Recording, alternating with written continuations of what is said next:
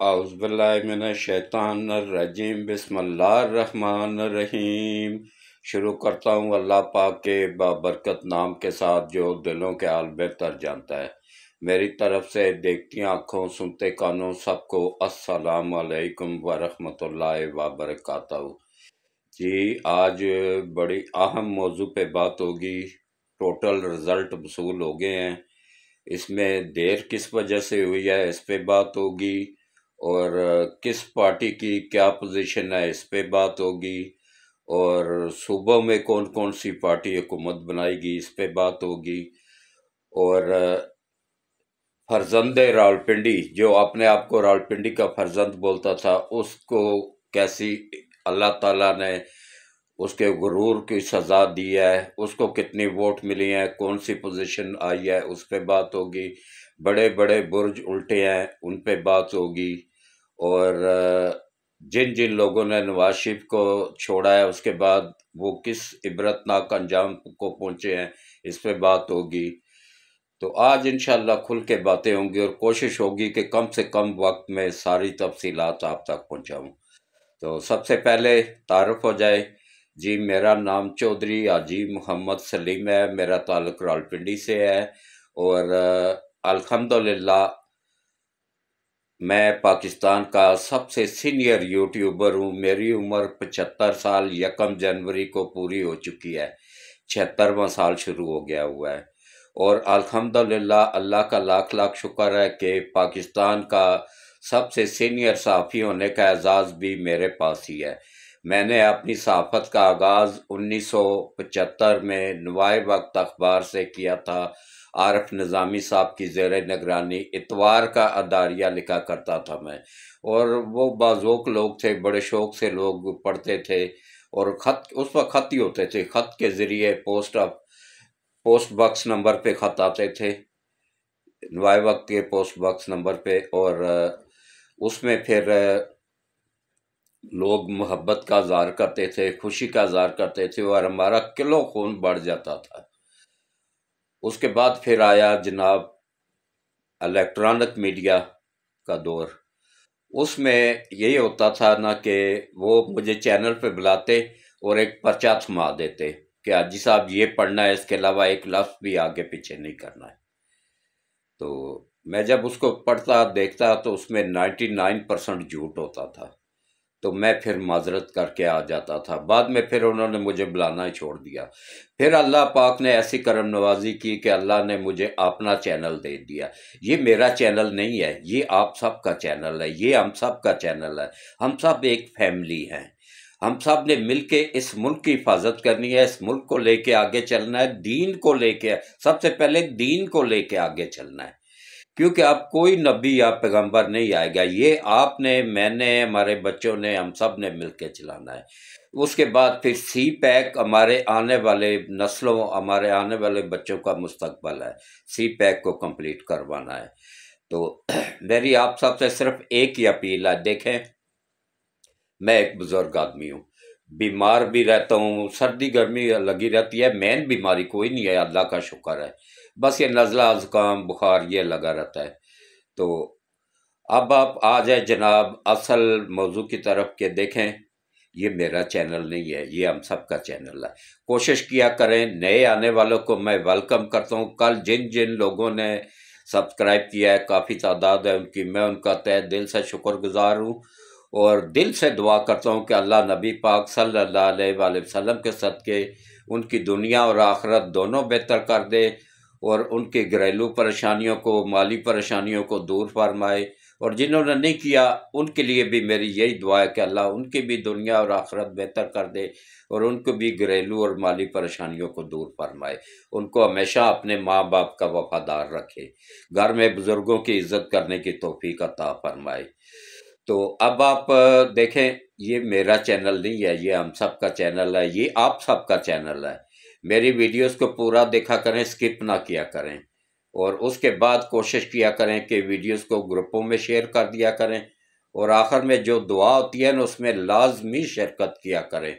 पता नहीं किसके आमीन कहने से पूरी दुनिया से लोग आमीन आमीन कह रहे होते हैं, हम सब के काम बन जाए। हो सकता है जिसको हम बहुत निचले लेवल का समझते हो, वो अल्लाह के नज़दीक हमसे बेहतर हो। तो ये कोई पता नहीं होता, ये अल्लाह ही बेहतर जानता है। गैब का इल्म सिर्फ अल्लाह के पास है कि उसने किसको किस तरीके से गाइड करना है, ये अल्लाह ही बेहतर जानता है। हम नहीं जानते हैं, आप नहीं जानते हैं।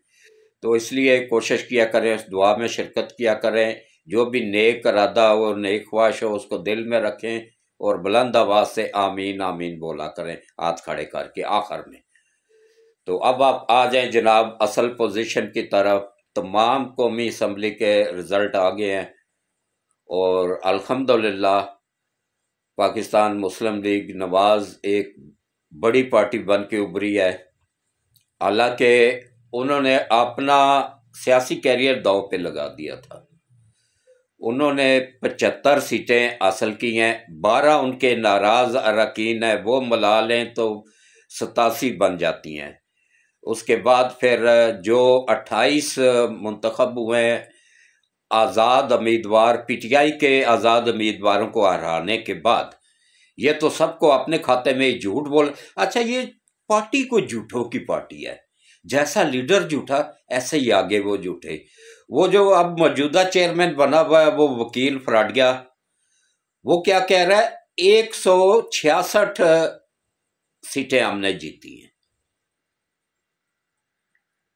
और वो शेर अफजल मरवत वो तो कह रहा है 180 जीती हैं हमने। अल्लाह के बंदो, 180 तो 2/3 अक्सरियत हो जाती है। फिर 180 सीटें अगर जीत जाए, 180 सीटें जीतने वाला तो 2/3 अक्सरियत में आ जाता है। तो सब झूठ बोल रहे हैं। इनकी सीटों की तादाद तकरीबन 95 के करीब है, कम और बेश 95 के करीब है। इसमें 1-2 आगे पीछे हो सकती हैं, लेकिन कम और बेश 95 के करीब है। इसमें भी अच्छा, इसमें जो है ना वो लोग भी शामिल हैं जो कि उनको पता है कि हमने इसमें पार्टी में, तो पार्टी तो हमारी है ही नहीं, पीटीआई तो है ही नहीं है, ना पीटीआई है, ना उसका वजूद है, ना उसका निशान है, कुछ भी नहीं है। लिहाजा खवातीन की सीटें भी तकरीबन काफ़ी ज़्यादा, तकरीबन 36 के करीब मुस्लिम लीग नून को मिल गई हैं। कल खवातीन की सीटें भी मिल गई हैं, और क्योंकि ये 4 मर्दों के बराबर एक खवातीन की सीट दी जाती है, इसलिए मुस्लिम लीग नवाज को तकरीबन 36 के करीब सीटें मिल गई हैं, और इनको एक भी नहीं मिली है क्योंकि ये तो आज़ाद उम्मीदवार है। तो आज़ाद उम्मीदवारों ने 3 दिन के अंदर अंदर किसी एक पार्टी में जाना होता है हलफ उठाने से पहले, तो उसी पार्टी का ही फिर वो शुमार किया जाता है। तो काफ़ी तादाद में लोग रब्ता कर रहे हैं।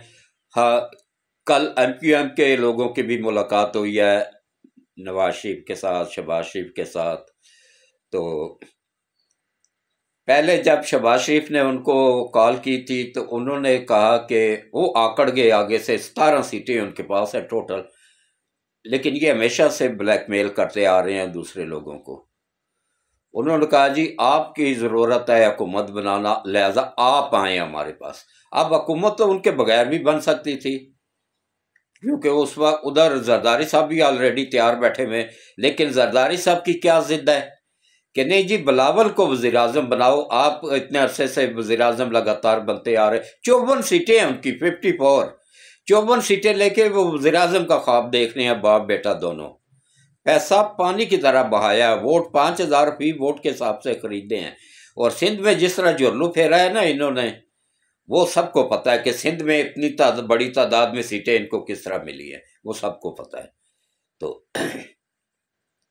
लिहाजा जब मुलाकात हुई तो शहबाज शरीफ ने नवाज शरीफ का पैगाम दिया उनको। उन्होंने कहा जी आप देखें, अगर आप बिलावल को बनाना चाहते हैं वज़ीर आज़म, हमें कोई एतराज़ नहीं, आप अपने तादाद पूरी कर लें, आज़ाद अरकान से रब्ता करें, उनको ख़रीद सकते हैं ख़रीद लें, या जिस तरीके से भी साथ मिलाना चाहते हैं मिला लें, हम आपको सपोर्ट करेंगे।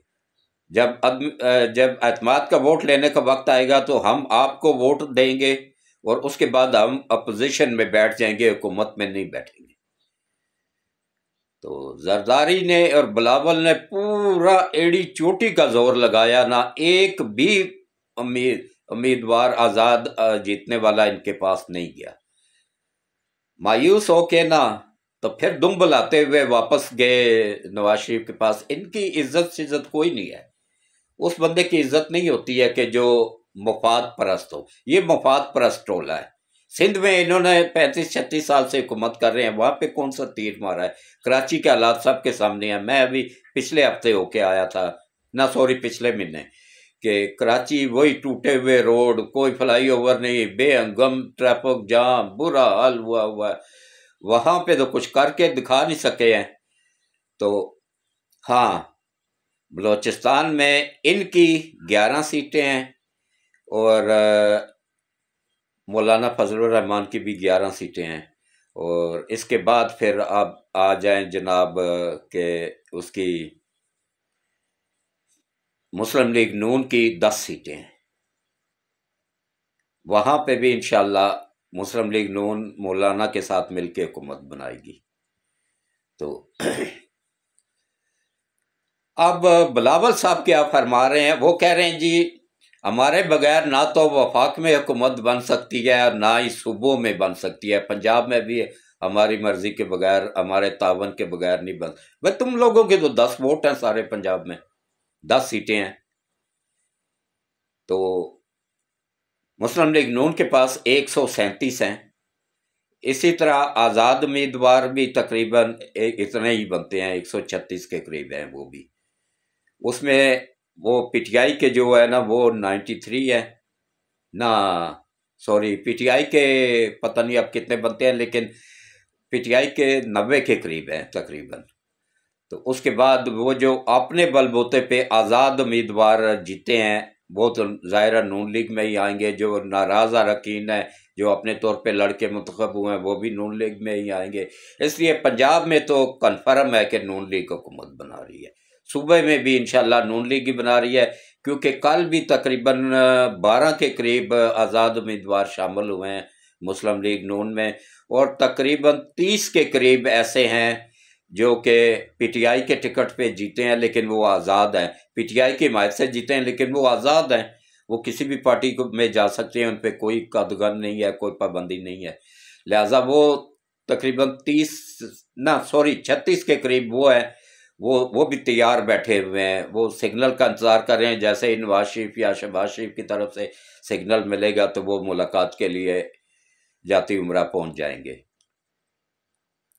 तो उसके बाद देखें, अब अल्लाह करे कि कल भी इनका प्लान क्या था?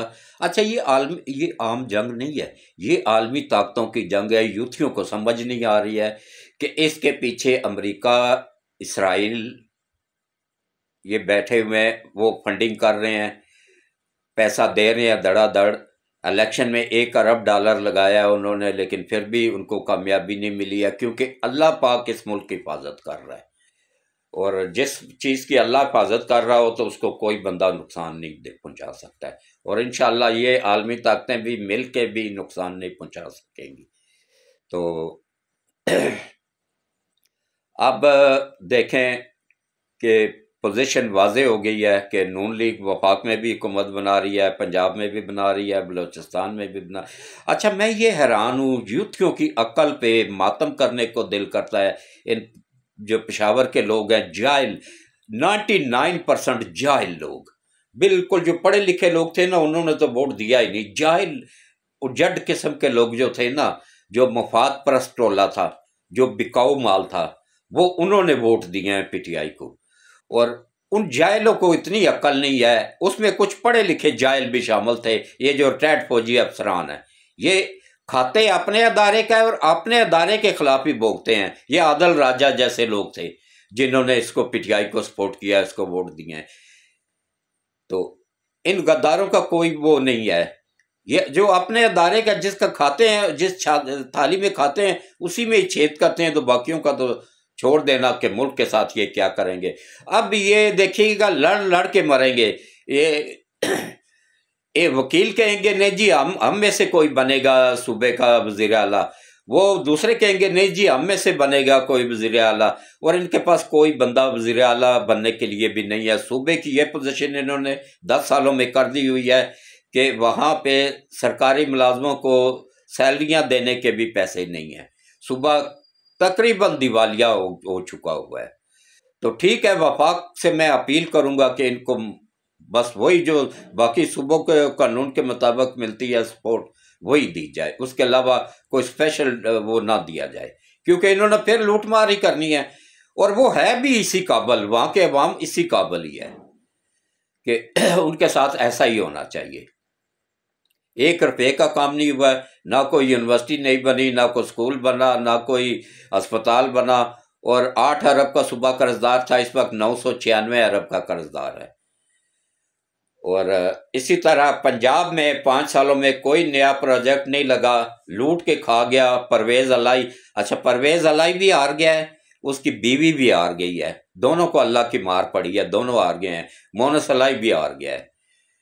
तो उसके बाद देखें कि किस तरीके से ये, हाँ अब आप आ जाएं जनाब शिद्दात अली साहब, शेख रशीद साहब की तरफ, जो कहता था कि कलम दवात को वोट दो, मैं मर रहा हूं, मैं जिंदा नहीं बचूंगा। ये ढीठ नस्ल जल्दी जल्दी मरने वाली नहीं है, ये जिंदा भी रहेगा और जिल्लत की जिंदगी गुजारेगा। इसकी सियासत खत्म हो चुकी। ये नवाज शरीफ की सियासत खत्म करने निकला था ना, तो गुरूर अल्लाह ताला को पसंद नहीं है। कैसे अकड़ के गुरूर के साथ कहता था, जला दो, मार दो, आग लगा दो, पूरे मुल्क को जला दो, पूरे मुल्क में आग लगा दो, तो अपने अंजाम को पहुंच गया ना। गुरूर अल्लाह को पसंद नहीं, इसलिए कभी भी गुरूर नहीं करना चाहिए।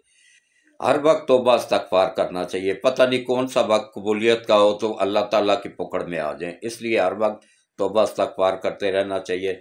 इस बंदे में इतना गुरूर भरा हुआ था ना कि ये कहता था शीन में नून में से शीन निकलेगी, और वो शीन तो नहीं निकली। हाँ, शीन निकली है लेकिन शिद्दात अली की सूरत में निकली है, शिद्दात अली ही गायब हो गया है बीच में से। तो अब इसकी पोजीशन देखें, इसकी औकात देखें क्या है नवाज शरीफ से अलग होने के बाद। इसकी देखें, पहले नंबर पे आया है हनीफ अब्बासी, दूसरे नंबर पे आया है आज़ाद वो उम्मीदवार जिसको ये कह रहा था कि 3 करोड़ का टिकट लिया है वो, तो वो आया दूसरे नंबर पे। तीसरे नंबर पे तहरीक लबैक वाले आए हैं। चौथे नंबर पे जमात इस्लामी आई है। 5वें नंबर पे ये आया है और इसकी टोटल वोटों की तादाद 5029 है। ये इसकी औकात है, 5029 वोट लेके जमानत जब्त करवा के बैठा हुआ है। ये होती है अल्लाह की पकड़। इसी से ही मैं हर वक्त कहता रहता हूँ, वार्निंग देता रहता हूँ कि डरो अल्लाह से, बुरा वक्त आते को देर नहीं लगती है। इसी तरह बहुत गुरूर और तकब्बर था चौधरी निसार में, उसको भी अपनी औकात का पता चल गया है।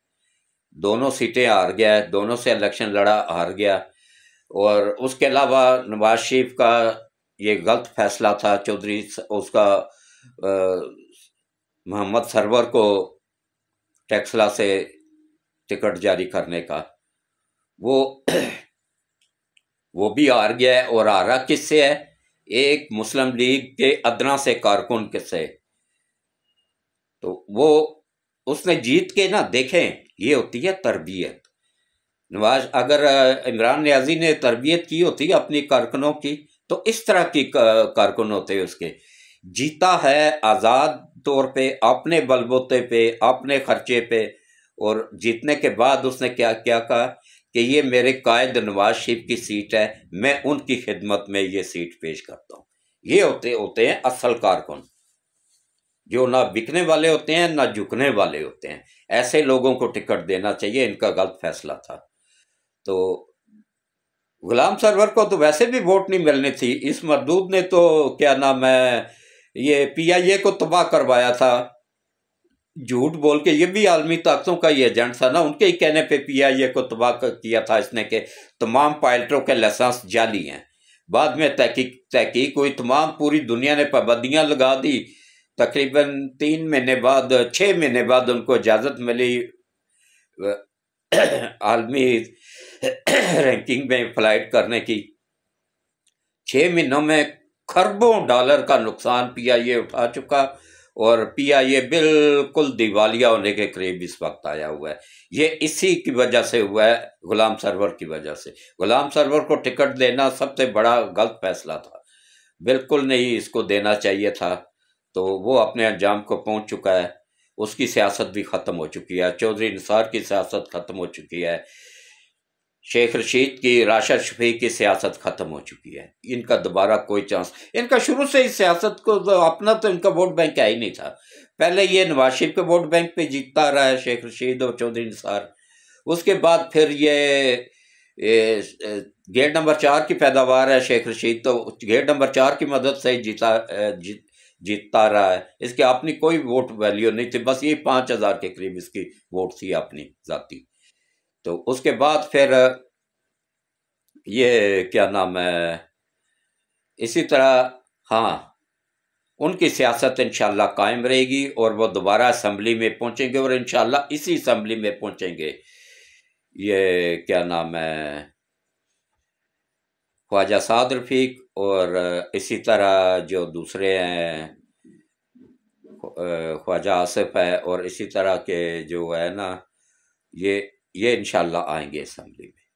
इनकी सियासत ख़त्म नहीं हुई है, क्योंकि वो अपनी हार जीत तो लगी रहती है, लेकिन वो एक पार्टी का हिस्सा है, एक पार्टी में है, अपने लीडर के वफादार हैं, अपने हल्के के लोगों के वफादार हैं, उनके साथ चलने वाले लोग हैं।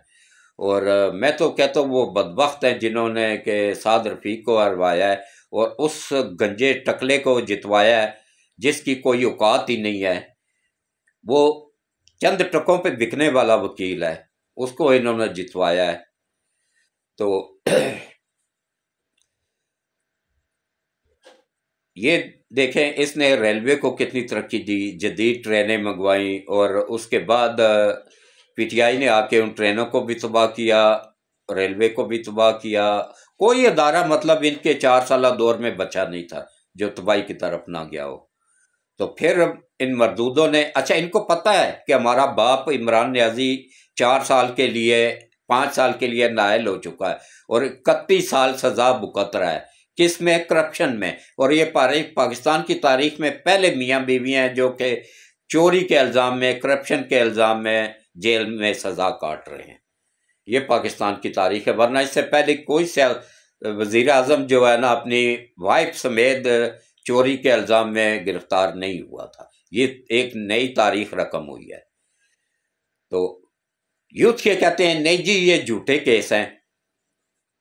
ओ उल्लू के पठो, ये अगर झूठे केस हैं तो ये तो तुम्हारे बाप उसने इंग्लैंड ने पकड़े है इनकी करप्शन, ये मलक रियाज वाली, ये पाकिस्तान ने तो नहीं पकड़ी है, ये तो इंग्लैंड ने पकड़ी है। उसमें ये करप्ट साबित हुआ है कि इसने वो पैसा जाली तरीके से मंजूर करवा के मलक रियाज के वाले किया और तबादले में अलकादर ट्रस्ट बनवाया उससे, अलकादर ट्रस्ट की ज़मीन ली, उसके अलावा ज़मीन ली, बुशरा ने अलग ज़मीन ली, और अब 145 का क्या नाम है बयान भी उसने रिकॉर्ड कर दिया है, करवा दिया है। मलक रियाज ने बयान भी दे दिया है कि मुझे 2 बंदों ने मिल के तबाह किया है। तो मैं, अब यह हाल हो गया, हज़ारों लोगों को के रोज़गार लगा हुआ था बैरिया के साथ और हज़ारों लोग फ़ायदा उठा रहे थे बेघर, लाखों करोड़ों लोगों ने प्लाट लिए हैं, ईमानदारी के साथ उनको प्लाट मिले हैं, किस्तों पे मिले हैं, उनको कब्जे मिले हैं, उनको घर मिले हैं, उनको फ्लैट मिले हैं, हर तरीके से। लेकिन उसको किस तरीके से मिल के, जर्नैलों समेत कोई बंदा ऐसा नहीं है जिसने मलक रियाज को ना लूटा हो। लेकिन सबसे ज़्यादा लूट मार किसने किया है? नंबर 1 पे जरदारी ने, नंबर 2 पे इमरान खान ने, नंबर 3 पे बुशरा बीबी ने, नंबर 4 पे वो क्या नाम है ये इसकी बुशरा की जो से दोस्त है जो मुल्क से फरार हुई हुई है, वो नंबर 4 पे है। इन 4 बंदों ने मिल के मलक रियाज को तबाह किया है, उसको इस हाल में पहुंचा दिया है कि अब उसके पास इतनी इन्वेस्टमेंट भी नहीं है कि वो आगे मज़ीद कोई नया प्रोजेक्ट स्टार्ट कर सके।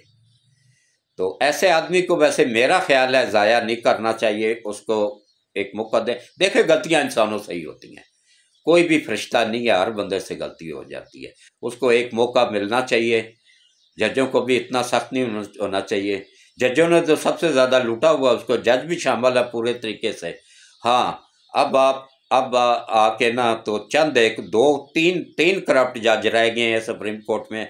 एक वो लेडीज़ है और दो जेंट्स हैं। ये मरदूद तीन रह गए, ये भी इंशाल्लाह अपने अंजाम को पहुंचने वाले हैं बहुत जल्द। तो सुप्रीम कोर्ट से इनका सफाया हो जाएगा। फिर हाई कोर्ट आ जाएं, इस्लामाबाद हाई कोर्ट है, लाहौर हाई कोर्ट है, पेशावर हाई कोर्ट का तो आवे का आवा ही बिगड़ा हुआ है, चीफ जस्टिस समेत सब के सब बिकाऊ हैं। कोई भी ऐसा नहीं है कि जो बिकाऊ ना हो। वो कहते हैं पैसा फेंक तमाशा देख। तो इस वक्त आलमी ताकतें चारों तरफ से हमारे मुल्क के गिर्द घेरा तंग कर रही हैं। फ़लस्तीन का देख लें क्या असर हो रहा है। इस वक्त मेरी पाकिस्तानी अवाम से अपील है कि अपनी आर्मी का साथ दें, अपने आर्मी चीफ का साथ दें और अपने मुल्क के वफादार बने। ये पार्टियां आनी जानी चीज़ है। ये इमरान नियाज़ी के बारे में अगर हकीकत देखनी है तो आज से 40 साल पहले हकीम सईद ने किताब लिखी थी जापान की कहानी।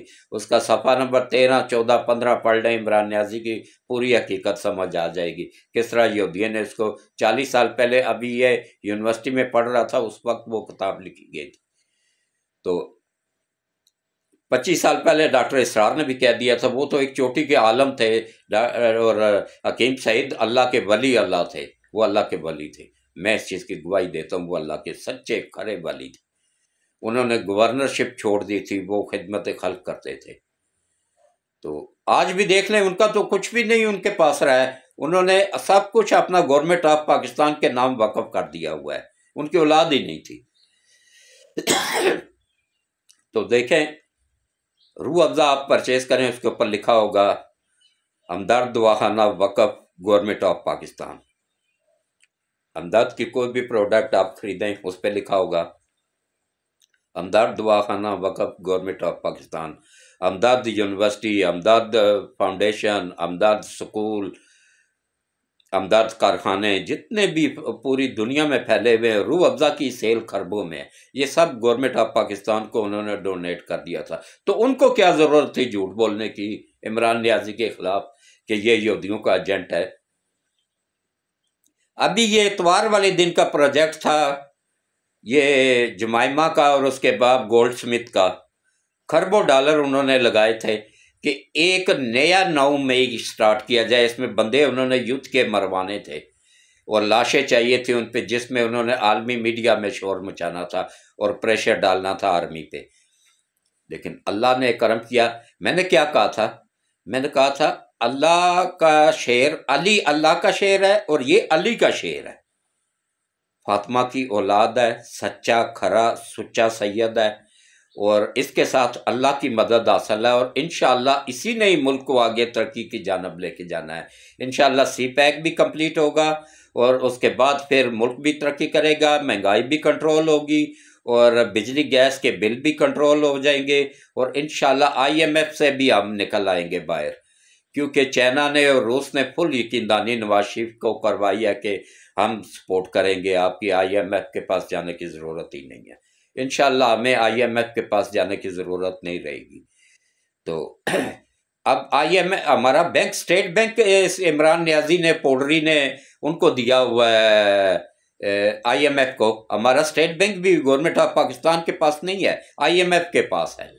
और फिर ये यूथ के, फिर मैं क्या कहूँ इनको, इनकी अक्लों को बस अल्लाह ही हिदायत दे। मैं तो दुआई कर सकता हूँ, ऐसे वो हमारे ही बच्चे हैं, लेकिन अल्लाह इनको हिदायत दे। बस बिगड़ी हुई नस्ल है बस, और इससे ज़्यादा मैं कुछ नहीं कहता हूँ।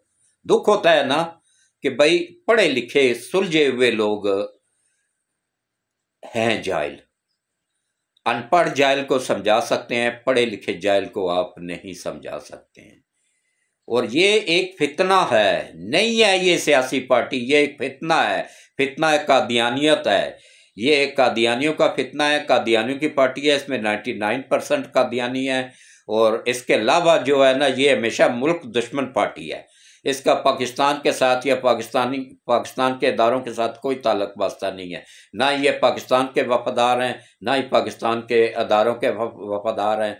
तो आप कोशिश करें अपनी आर्मी का वफादार बने और ऐसे किसी जलसे जुलूस में ना निकले। कल जो इतवार था, कल, आज पीर का दिन है, 12 तारीख है, आज 12 फरवरी है। तो पीर कल इतवार वाले दिन जो लोग अरेस्ट हुए हैं, थोड़े बहुत जो 40-50 के करीब निकले हैं, अरेस्ट हुए हैं, अब उनको जेल में जाएंगे। जेल में उनकी जमानतें करवाने वाला भी कोई नहीं है पीछे। इन लोगों का वैसे अंजाम ऐसा ही होना चाहिए। इनको तो मैं कहता हूँ पिछवाड़े में इतने लितर मारने चाहिए ना कि पिछवाड़े से इनका फुहारा चलना शुरू हो जाए। पिछवाड़ा इनका अच्छी तरह तसल्ली के साथ वो करें और उसके बाद फिर इनको अकल आएगी। जब इनका पछवाड़ा लाल हो जाएगा ना, फिर इनको अकल आएगी कि हम क्या करते रहे हैं। ये मुल्क है तो हम भी हैं और हमारी आने वाली नस्लें भी हैं। अल्लाह इस मुल्क को कायम और दायम रखे, अल्लाह हमारी आर्मी को कायम और दायम रखे, हमारे इदारों को कायम और दायम रखे, और इंशाअल्लाह ये मुल्क क़यामत तक कायम और दायम रहेगा। ये कायम रहने के लिए बना है। ये 27वीं शब को बना था, 27वीं रमज़ान की 27वीं शब को बना था, और इसकी हिफाजत अल्लाह पाक खुद कर रहा है। तो इसके साथ ही मैं आज का व्लॉग को यहीं पे अख्ताम पज़ीर करता हूँ। दुआ के लिए हाथ खड़े करें। औज़ुबिल्लाहि मिनश्शैतानिर्रजीम, बिस्मिल्लाहिर्रहमानिर्रहीम। अल्लाहुम्मा सल्लि अला मुहम्मदिन व अला आलि मुहम्मद कमा सल्लैता अला इब्राहीम व अला आलि इब्राहीम इन्नका हमीदुम मजीद। अल्लाहुम्मा बारिक अला मुहम्मदिन व अला आलि मुहम्मद कमा बारकता अला इब्राहीम व अला आलि इब्राहीम इन्नका हमीदुम मजीद। अल्लाह, ए मेरे मालिक, ए मेरे परवरदिगार, वहदहू ला शरीक, खातमुन नबिय्यीन हज़रत मोहम्मद मुस्तफ़ा सल्लल्लाहु अलैहि वसल्लम के सदके मुल्क पाकिस्तान को क़यामत तक कायम व दायम रख। या अल्लाह, खातमुन नबिय्यीन हज़रत मोहम्मद मुस्तफ़ा सल्लल्लाहु अलैहि वसल्लम के सदके मुल्क पाकिस्तान को दिन दुगना रात चुगना तरक्की अता फरमा। या अल्लाह, खातमुन नबिय्यीन हज़रत मोहम्मद मुस्तफ़ा सल्लल्लाहु अलैहि वसल्लम के सदके मुल्क पाकिस्तान को दिन दुगना रात चुगना तरक्की अता फरमा, इसकी हिफाजत फरमा, इसकी सरहदों की हिफाजत फरमा, अफवाज पाकिस्तान की हिफाजत फरमा। और या अल्लाह, जितने भी आलमी ताकतें मुल्क पाकिस्तान को तबाह करना चाहती हैं, या अल्लाह तू सबसे बड़ी आलमी ताकत है। या अल्लाह, तू हज़रत मोहम्मद मुस्तफ़ा सल्लल्लाहु अलैहि वसल्लम के सदके इन तमाम आलमी ताकतों को तबाह व बर्बाद फरमा, इनको टुकड़ों में तकसीम कर दे और मुल्क पाकिस्तान की हिफाजत फरमा।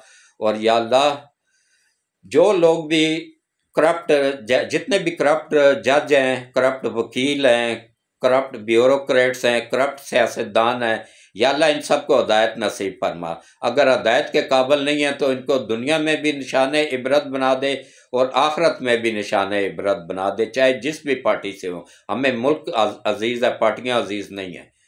मैं तो हमेशा अपने मुल्क का वफादार हूँ, किसी भी पार्टी का वफादार नहीं हूँ।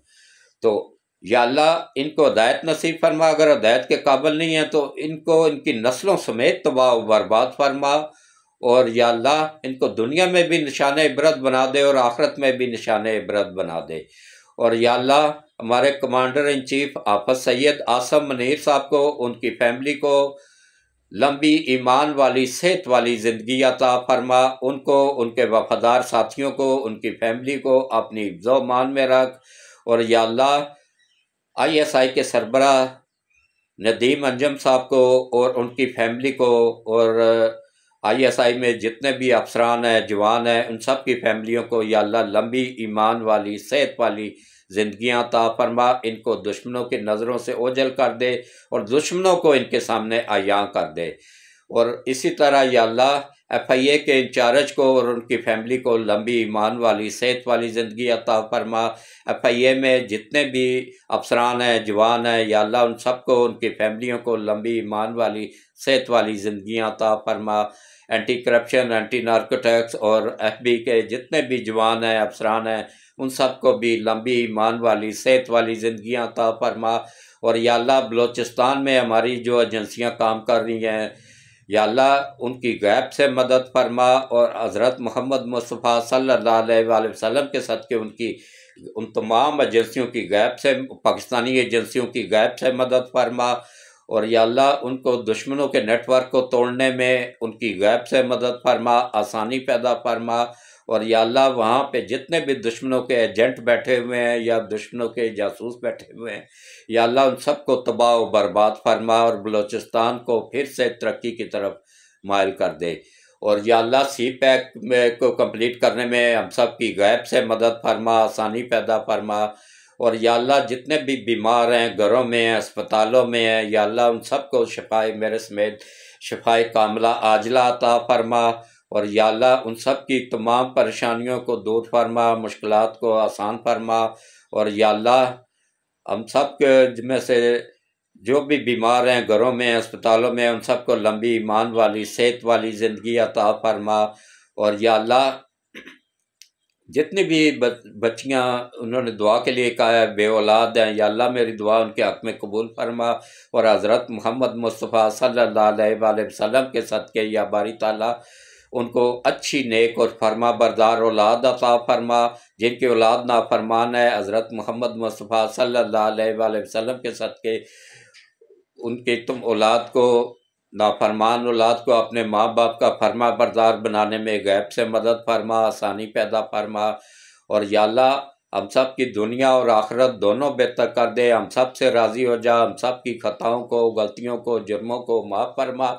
और या अल्लाह हज़रत मोहम्मद मुस्तफ़ा सल्लल्लाहु अलैहि वसल्लम की उम्मत में से जितने भी मर्द, औरत, बच्चे, बच्चियाँ अब तक दुनिया से जा चुके हैं, हमारे तमाम जितने भी लोग दुआ में हाथ खड़े किए हुए हैं या बाद में वीडियो देख के हाथ खड़े करेंगे, या अल्लाह उन सब के अजीज़ व क़रीब रिश्तेदारों को, खुसूसन या बारी ताला मेरा अम्मी अबू, मेरा दोनों ससुर सास साहिबा और मेरी प्यारी बहन और प्यारे बेटे, इन सब को या अल्लाह इन सब समेत सबको जितने भी लोगों के नाम लिए हैं या जिनके नाम रह गए हैं, या अल्लाह इन सब को या बारी ताला जिन लोगों ने हाथ खड़े किए हुए इनके सब के भी अजीज़ व क़रीब को, और नबी पाक की उम्मत में से जितने भी मर्द, औरत, बच्चे, बच्चियाँ अब तक दुनिया से जा चुके हैं, सैयदना आदम अलैहिस्सलाम से लेके आज तक जितने भी मर्द, औरत, बच्चे, बच्चियाँ दुनिया से जा चुके हैं, ईमान पे खात्मा हुआ है जिनका, या अल्लाह उन सब को जन्नतुल फरदौस में आला मकाम अता फरमा। उन सब के सगीरा और कबीरा गुनाहों को माफ़ फरमा। उन सब के कब्रों को ठंडा फरमा, उन सब की कब्रों को रोशन फरमा, उन सब की कब्रों को कुशादा फरमा। और उन सब की कब्रों में बार बार नबी पाक सल्लल्लाहु अलैहि वसल्लम की शफाअत नसीब फरमा। और या अल्लाह हम सब से राज़ी हो जा, हम सबको पाँचों वक्त बाजमात नमाज मस्जिद में जाके पढ़ने की तौफीक अता फरमा। हम सब की ख़ताओं को, गलतियों को, कोताहियों को, जुर्मों को माफ़ फरमा। हम सब से राज़ी हो जा। और या अल्लाह खुसूसी रहम फरमा, करम फरमा। और या अल्लाह जो भी बीमार, जो भी कर्ज में डूबे हुए हैं, कर्जदार हैं, या अल्लाह उन सब की गैब से मदद फरमा, कर्ज की आजमाइश से निजात अता फरमा। और या अल्लाह जो परेशान हाल है उन सब की परेशानियाँ दूर फरमा, उन सब की मुश्किलात आसान फरमा। और या अल्लाह जितने भी लोग या बारी ताला रास्ते से भटक गए हैं उन सब को वापस रास्ते मुस्तकीम पे चलने की तौफीक अता फरमा। जिन घरों के मीटर उतर चुके हैं बिल जमा न करवाने की वजह से, बिजली के, गैस के, या अल्लाह उन सब के वापस मीटर लगवाने में गैब से मदद फरमा, आसानी पैदा फरमा। जिन घरों में तंगदस्ती है उन घरों की तंगदस्ती दूर फरमा। और या अल्लाह ख़ास तौर पे बेटियां, हमारी बच्चियां जो शादी की उम्र को पहुंच चुकी हैं, चाहे किसी भी मज़हब से हों, पाकिस्तान में, इंडिया में या पूरी दुनिया में जहाँ कहीं भी हों, जिस भी मज़हब से हों, बेटियां तो साझी होती हैं, बेटियां बेटियां ही होती हैं। या अल्लाह इन सब बेटियों के अच्छे नेक लोगों में रिश्ते करवाने में गैब से मदद फरमा, आसानियाँ पैदा फरमा। और या अल्लाह अच्छे नेक लोगों में रिश्ता करवाने में आसानियाँ पैदा फरमा, गैब से मदद फरमा। अच्छे नेक लोगों में रिश्ते हो जाएं, अच्छे नेक लोगों में शादी करवाने में गैब से मदद फरमा, जहेज़ बनाने में गैब से मदद फरमा। और या अल्लाह हम सब की ख़ताओं को, गलतियों को, कोताहियों को, जुर्मों को माफ़ फरमा। और या अल्लाह इन बच्चियों का शादी के बाद भी इनके घरों में अपनी रहमतें और बरकतें नाज़िल फरमा और इनको शर्म व हया वाली ज़िंदगियाँ अता फरमा।